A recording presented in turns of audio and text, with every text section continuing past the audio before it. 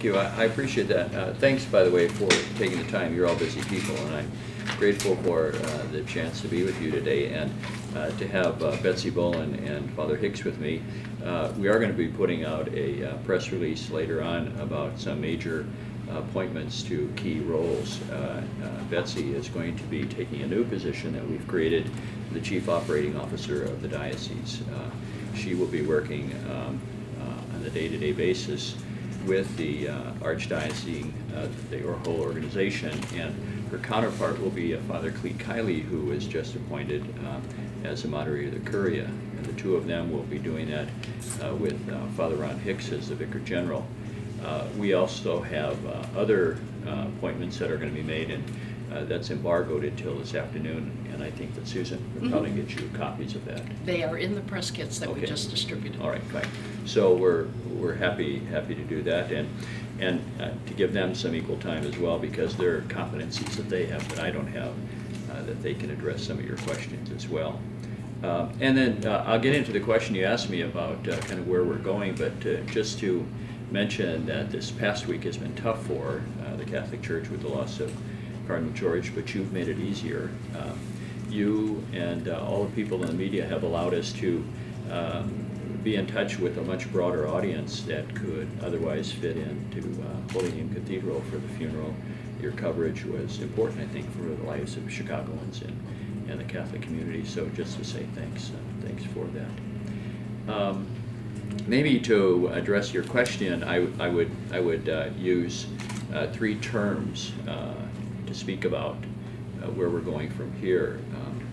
The first one is I want to create in the Archdiocese, in the way we operate, a culture of collaboration. I am a product of the Second Vatican Council, and I often said that I wondered how likely it would be if the council didn't happen, if I would be a priest. I think that there is something about the council that called people together to use their talents across the board, and so we're going to look for ways in which we can leverage the wonderful talent pool that we have in the Archdiocese to get the job done. And that will, I think, mean appointing people in key places like Betsy and others to make that happen. I think the second word that I would use is we really are going to tend to the local needs of our parishes, and that will involve some decentralization. I come from two dioceses which were pretty small. Rapid City had 27,000 Catholics in an area that was the size of Ireland, and Spokane had about 100,000 Catholics.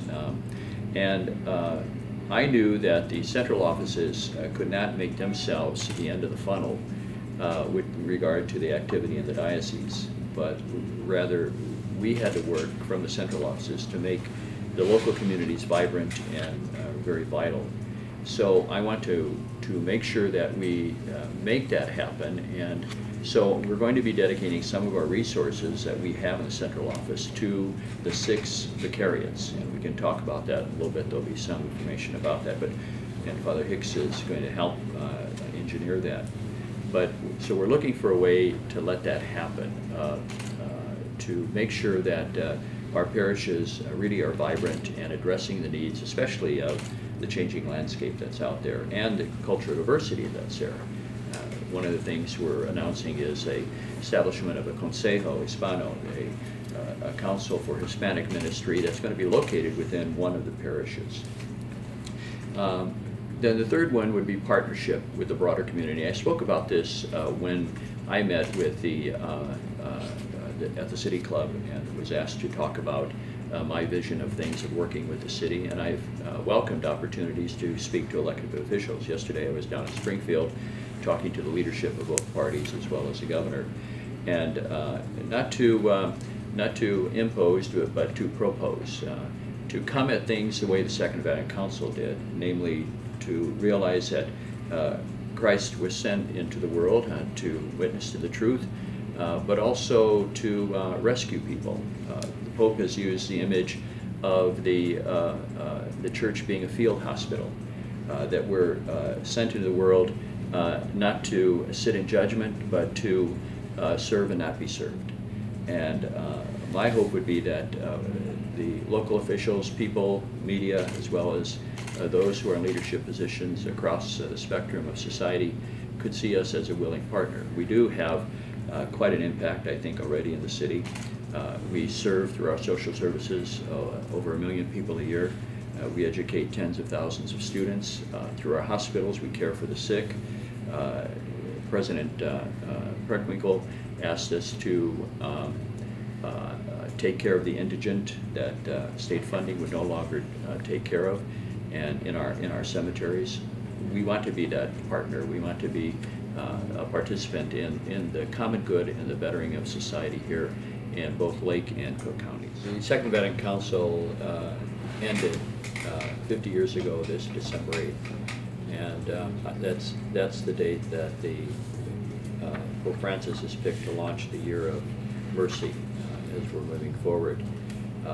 And I think that the Pope and I are very much in tune with the fact that the Council's inspiration has motivated what we do. Many of the things that the Pope is saying is something that I've been saying for years, so I feel very attuned to it. And it comes out of the vision of the Second Vatican Council. I've always tried to instill in the communities that I work with a real sense of collaboration and respect. At the heart of it is that the Holy Spirit works in everybody. It's not just in a select group of people, but that we as leaders have to be attentive to how the Spirit of Christ is working in the lives of people. And that's our charge, to be overseers. It's not to be those who sit over people and tell them what to do, but rather, as Jesus did on the Sermon on the Mount, to say to those who are poor and those who are struggling, those who are mourning, blessed are you, that there is the Spirit of God working in their lives that has something to say to us. I grew up in a family, too, that very much appreciated the Second Vatican Council, even before I think it happened, because there was a kind of independent spirit about the way we approach church. It was, just maybe a little story, my grandparents were all immigrants, all 4 of them. And my mother's parents struggled with raising a child that was severely handicapped mentally and physically. And as she got older, they decided, and they were aging as well, to put her in a home that would take care of her better than they could. And she was becoming belligerent and unruly. It was just part of her illness. They knew they couldn't do it anymore, even though it would need a great deal of sacrifice. So they decided to go up to the pastor and tell him about their decision. And they knew him well. He'd been there for 46 years as a pastor. And they just wanted to make sure that he knew before he heard it from somebody else. And after they told him, he looked at them and says, well, you can't do that. You can't abandon your child. And so they left really downcast and crestfallen, walking home. And finally my grandfather said to my grandmother, well, Ma, what are we going to do now? And my grandmother said, who had a 6th grade education, an immigrant, spoke broken English, said, well, tomorrow we're going to pack up the car and take Roseanne to the home. And my grandfather said, yeah, but what about what Monsignor said, the pastor? And my grandmother said, well, Monsignor doesn't have to live with Roseanne. She told me that story the year I was ordained. And I think she told me that story to let me know that I need to really listen to where people are, what their experience is, and not to disregard it too easily. Not to say that it doesn't count, not to say that I have the truth and therefore we're just going to apply it, but rather to see what the struggles are of people, and as the Pope says, really to not sit in judgment, but to accompany people, to help them along the path. I think that's what the Second Vatican Council did, and that's the vision of church that I have, and the vision of being a bishop that I have. We were growing up Catholic in Chicago. My aunts were all just like that earlier generation. If the Monsignor had said it, you do it. Right. And I never understood that. I mean, and I think maybe because by the time I came along, the priests were facing the congregation, and everything was in English instead of Latin. We didn't grow up that same way. Right. So, can I ask you about another thing? I'm trying to understand or get a feel for how public and prominent you're going to be in public life in terms of public policy. Historically in Chicago, different archbishops and cardinals have done that a different way, but they all seem to pick some sort of issue. So, for instance, the last cardinal, Cardinal George, was very vocal about gay marriage. Cardinal Bernardine was very vocal about the death penalty. And I remember when you had your very first press conference, you were very, very pointed about the need to have immigration reform, which a lot of people said, oh my God, right out of the box, he's taking a stand on a public policy issue. Are we going to see more of that with you, and maybe we'll even ask you what some of those policies are as we go along here today? Well, I think that I'm going to make decisions about public policy issues as they come along. I think that we have a rich tradition of being involved in the lives of society. Again, not to impose, but to propose. Immigration is a very challenging issue right now. We have a huge problem with so many undocumented and people who want a path to citizenship. And so it is part of the public debate right now. So it should not be surprising that I would speak on that. At the same time, I want to be a willing partner and help with other social ills that are there. To give you an example, I was over at the Juvenile Detention Center here, and I did confirmation, and to look for ways in which those young people who are arrested and put in there, in fact, even if you're 13 years old, you can be charged for an adult crime because of the 1982 law. What are we doing as a society and almost warehousing these young people and not giving them a path to coming into society in a mainstream way? Can the church be a part of that? I think that's a way in which we can do that. We have Mercy Home, we have other ways in which we reach out to youth to help them. So I believe that there really is a social justice issue, but also a demand on us to use some of our resources and our expertise and our connectedness in society to address a problem like that. Well, so for instance, you're very specific though right now. If you take a kid who's at a certain age, the person who decides whether or not that kid is tried as a juvenile or as an adult is the prosecutors. And there is a movement. The adult prosecutors, yeah, that's better. Yeah, and, whether they, right. and there's an effort to be made that that decision should be made by the judge, not by the prosecutors, about whether or not that kid is adjudicated from the outset as in adult court or juvenile Right, court. that's right. Now, from what you said, I suspect you would support that that decision should be made by a judge, not by a prosecutor. The idea being they're more sensitive to those issues. But would you drill down that specifically on policy? Well, I would make sure that I consult with people so that I know exactly what the law is. I want to go in there informed. I don't want to just speak to something that I'm not really informed about.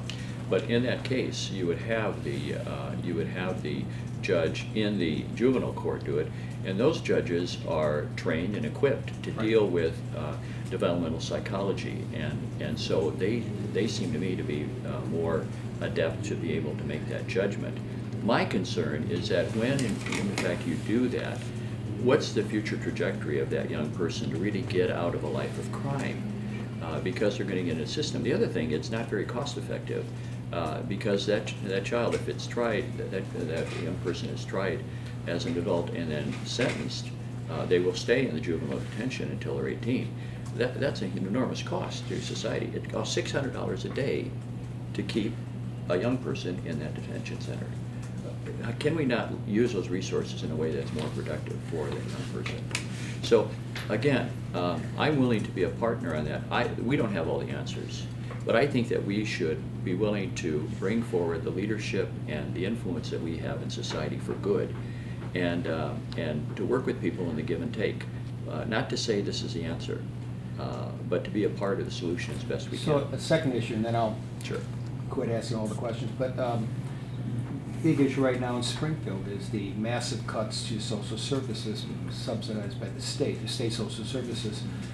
You were just in Springfield, and you were just talking about the need to make sure that the church's social services continue. Do we, or would you take a stand on those cuts and what should be done? Well, we've made already through our Catholic charities, and I know the Catholic hospitals, all the hospitals are down there now talking to representatives and to the governor about what the needs are. The governor had to put forward a budget by law, which he did, and I think right now it's back and forth. Our job is to make the case on why funding levels should be maintained and to put a face on the impact that's there. It's not just a budget line. We have the experience of dealing with people day in and day out in our various ministries, and we can tell the story. And I think that's very compelling. I have found the legislators, the governor, willing listeners to this. They want to do the right thing, and yet at the same time, their backup is against the wall with the $6 billion shortfall, unless there be some revenue enhancement. And that's where it's going to come. That's where the sausage is made. So your job is to say, not to say don't do it or do it. You understand, you're running a big organization yourself, so you understand they need the budget. But your job is to make sure they feel plenty guilty if they do this too quickly without thinking of the alternatives. Well, I think that in other words, they start human impact. Right, that would see that they see the human impact, the human face on the budget numbers, and I believe that there is a willingness to do that. They wish they would not be in this position, and they do have to do something about this. No doubt, they have to be we have to be responsible stewards as well. I'm pleased that people like Betsy have come forward to help us and others in our finance committee to get to a balanced budget this year.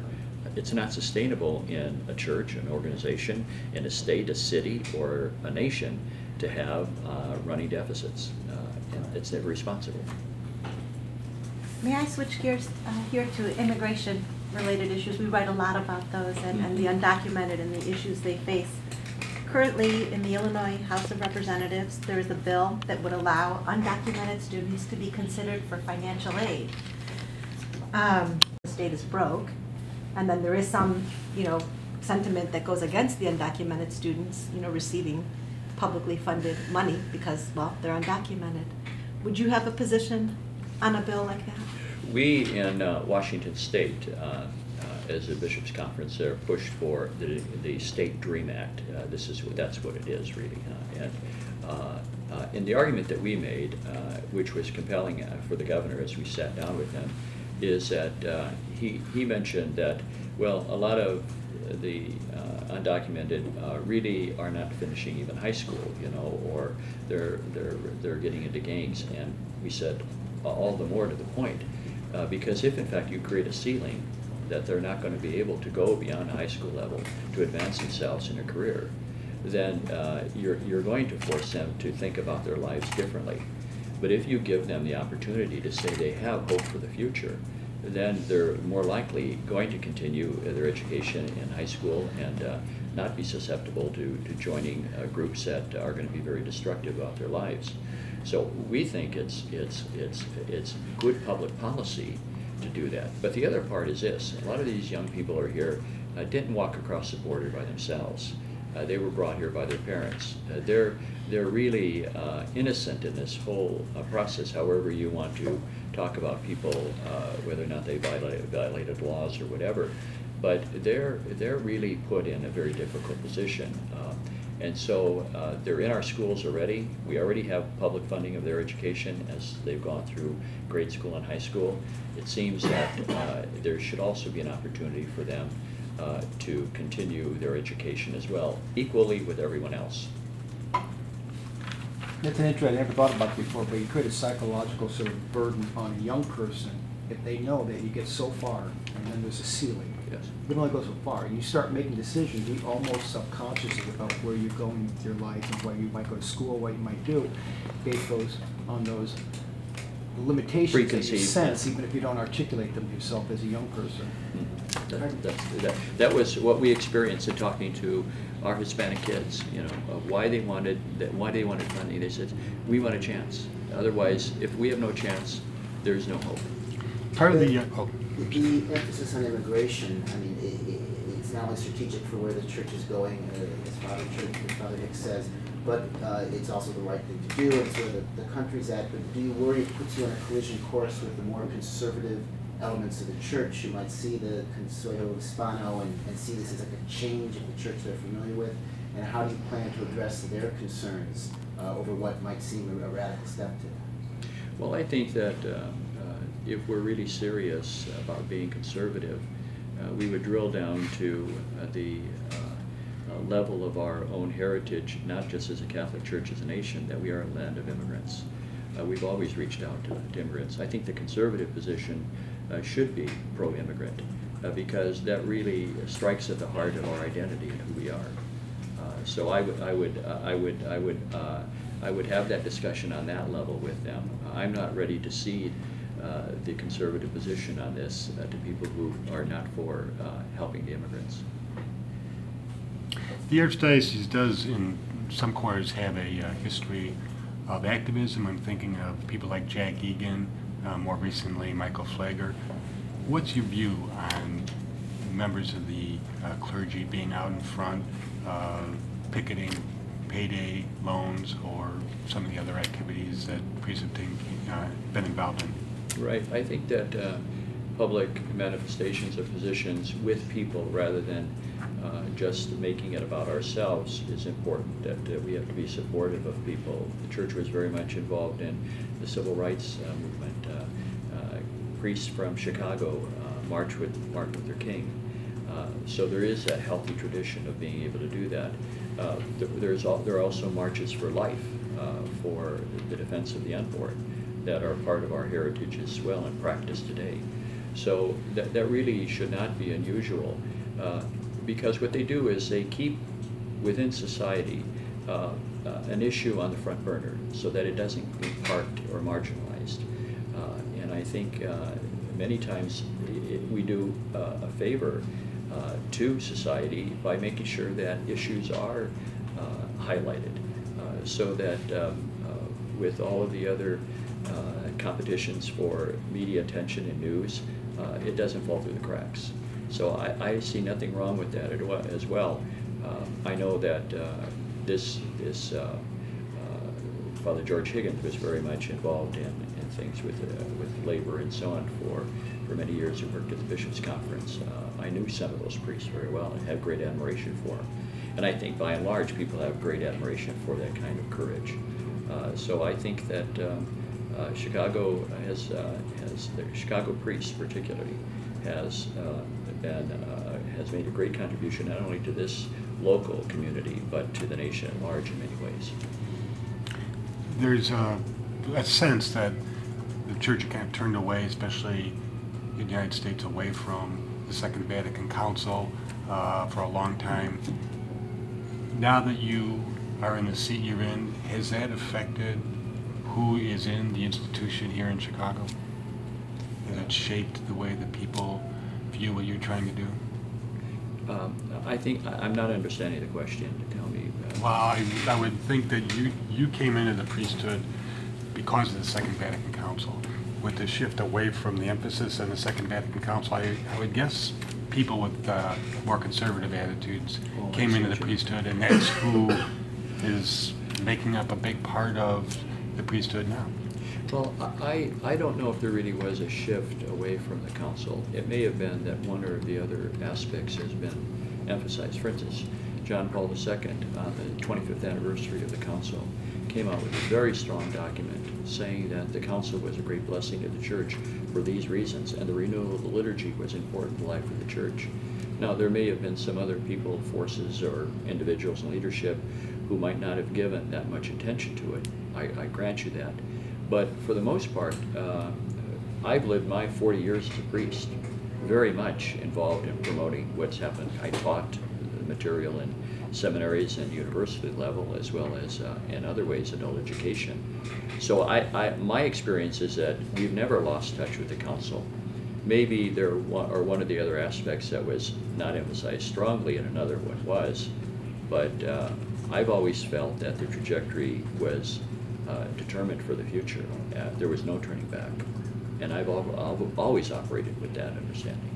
So can we ask more about the specific things? I mean, I find myself struggling in this conversation because I'm really fascinated by the way you think and the way you frame these issues, but I also feel like as a reporter, we need to nail you down on very specific things. Sure. So, no, that's fine. That's good.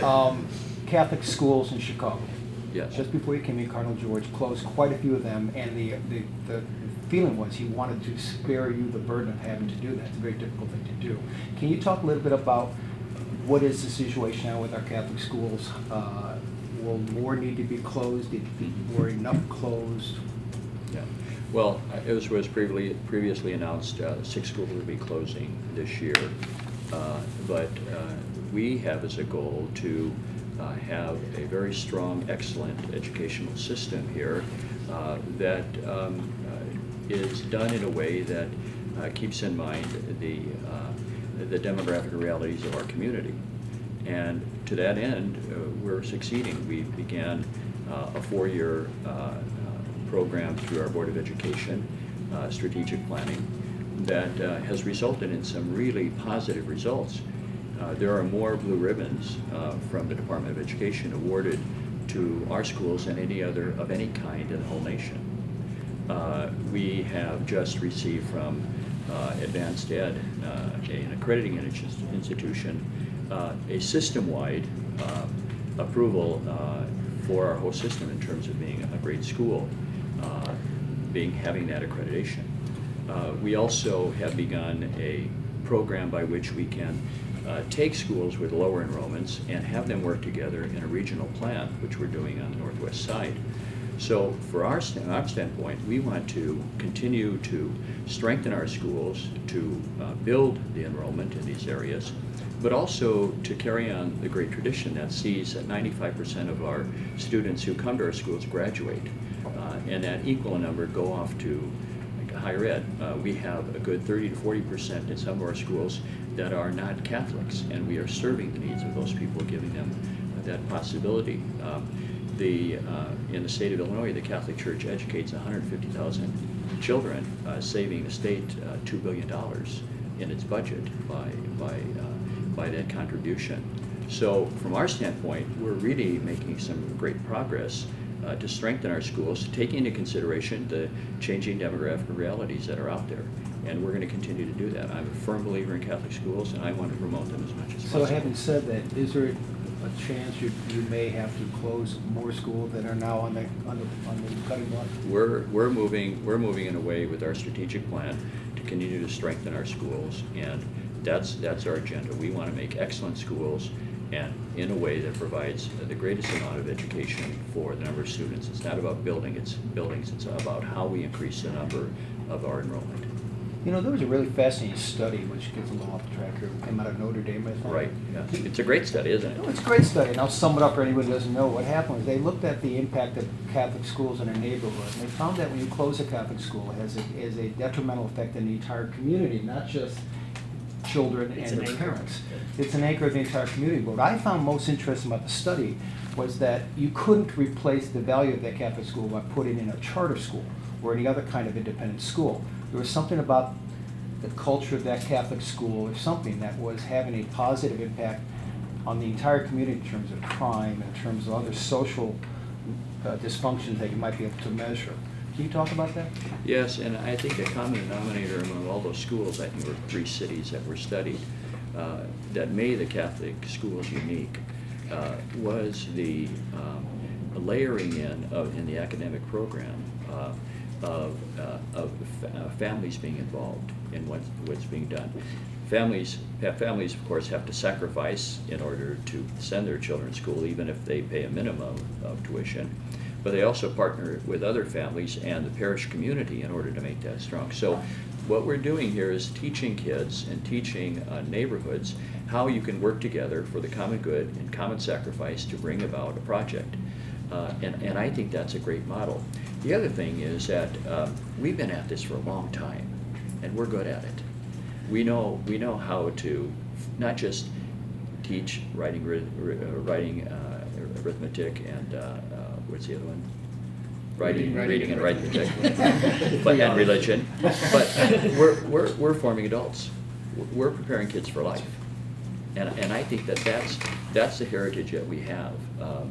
And that's why I'm so pleased that here in the city there are a lot of people who aren't Catholic who are helping either with the program, the To Teach You Christ campaign that the Cardinal started, or the Big Shoulders Fund, or some of the religious orders, in order to keep our schools strong financially. I think people sense that, and it is a benefit to society to keep our schools strong. Our parishes and the Archdiocese together contribute almost $35 million a year for our schools. Then you have Big Shoulders coming through with almost $20 million. You have the religious orders. You have other foundations. that's a wonderful partnership within society that we think is worth maintaining, because it redounds to the benefit of the city and the county. You know, when I've not met him. I've corresponded only in terms of thanking him for my appointment, and also with regard to the pallium ceremony, I had to put an official request in. But there's been no personal contact at all. I'll meet him, no doubt, at the time when I go over for the pallium on the 29th, and that'll be a chance at least to celebrate Mass with him. But I welcomed his election. I think that he is just a great blessing to the life of the church, and I'm of course with the majority on that. I guess when I see the polling, he has a favorable rating, and not only in the nation but the world, that any politician would die for. So I think I'm looking forward to meeting him and doing whatever I can to further the important work he's doing. although you've never met, but looking at the tea leaves, it looks like you two are very much on the same page about what kind of church you should have. Yes, but I imagine, I think there are a lot of members of the hierarchy who are on the same page. After all, he did get elected. You know, he had to have 2/3 vote of the cardinals, so there had to be at least that critical mass of people who were for him and who support him now. Can I ask you about the role of women in the church? Is it going to change at all with you? You know, just before you came, we had a big issue with the Catholic Church investigating a particular group of women and whether that would be appropriate or whatnot. And frankly, as an editorial board, maybe even personally, having been taught by nuns, I couldn't understand this one bit. It seemed to me that it was the nuns in this Chicago area who taught so many of us the values that we now hold, not the priests. Yeah, right. What's the role of the women going to be now? Well, again, I think that gets back to the point that I made with regard to collaboration, to use and to call on the talents of people, men and women. Obviously, we're creating a whole new position of the COO. I did notice that says something. But in my earlier diocese, the chancellor who ran the day-to-day operations in the diocese of Rapid City, I hired from the public school system. She was in charge of personnel.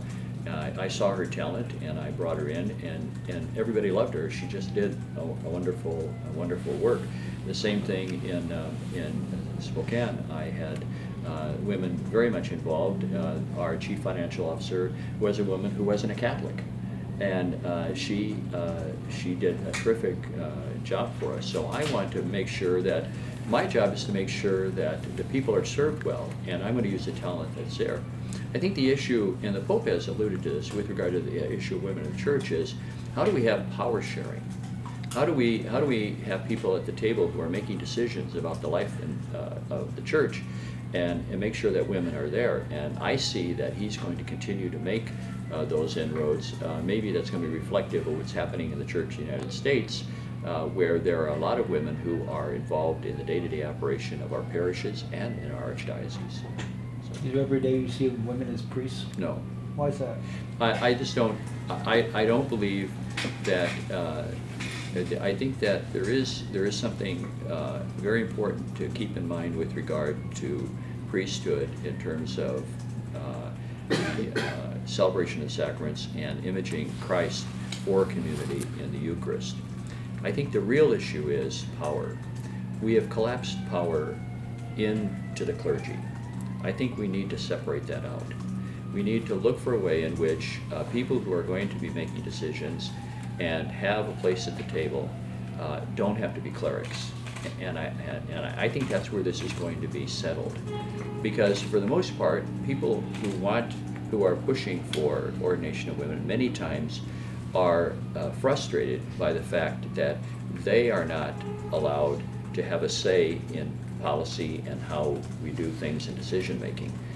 I believe that if we take a serious look at that and separate those two out, then it'll be clearer for people to see that there is something unique about the person who resides in front of the community for the Eucharist, as opposed to the person who's making all the decisions in a parish or a community.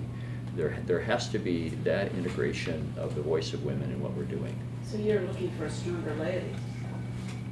Oh, yes. I mean, Cardinal Newman Did you ever said. see shared power? Cardinal Newman said many, many years ago that the church would look pretty ridiculous if it weren't for the laity, if the laity weren't part of it. Yes, we do have shared power. I mean, I have a very strong finance committee, don't I? And she is a strong person too, you know.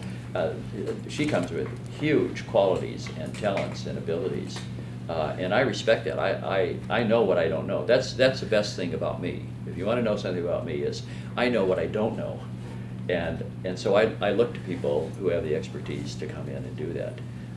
And same with Susan, who does work with our communications. I enjoy that. I come from a big family. I'm the third of 9, and I can tell you there was that sense in which everybody has a place at the table as decisions are Yeah, made. you've got quite a bit of write-up in South Dakota and spoken on the role of women Yeah. and what you did as far as that was concerned. Speaking of everyone at the table, I asked on Facebook what I should ask you, and this was the #1 topic, was gay marriage being in front of the Supreme Court on Tuesday. Your Yeah. predecessor took a rather strong stand against it. Where will you be on that spectrum as it comes up as an issue? Well, in Washington State, there was a referendum on this, and my position was very clear that, first of all, I didn't want anybody using this debate to in any way demean or denigrate people who have same-sex attractions, gay people, lesbians, bisexual, trans. I didn't want any to be a part of any of that, because there were voices, in fact, who demean people. My issue was not against somebody, but what are we doing in redefining marriage? Because marriage traditionally has been that union by which we continue the next generation. And there were specific code of law that would support families that take the risk and the responsibility of bringing children into the world and preserving the human race. So my argument was, what are we doing in not giving those kinds of special laws and protections to that group of people who do something for the benefit of society? There was a domestic partnership law in the state of Washington which gave the same rights as marriage, but the bill was just to rename it and make it all marriage. I objected to that because I think there's something unique about a marriage between a man and a woman. Something that a gay couple couldn't have. Yeah, well, for instance, I found it interesting that the new marriage law in Washington State placed within the code the same requirements that a heterosexual couple previously had. That is the law against consanguinity marriages, that in terms of relationship. So that's there because of the genetic deformity that could result in consanguinity marriages. But that's being imposed as well on a gay couple, and you wonder, well, why? You know, so that gives a hint that there's something different and unique about heterosexual couples coming to marriage for society.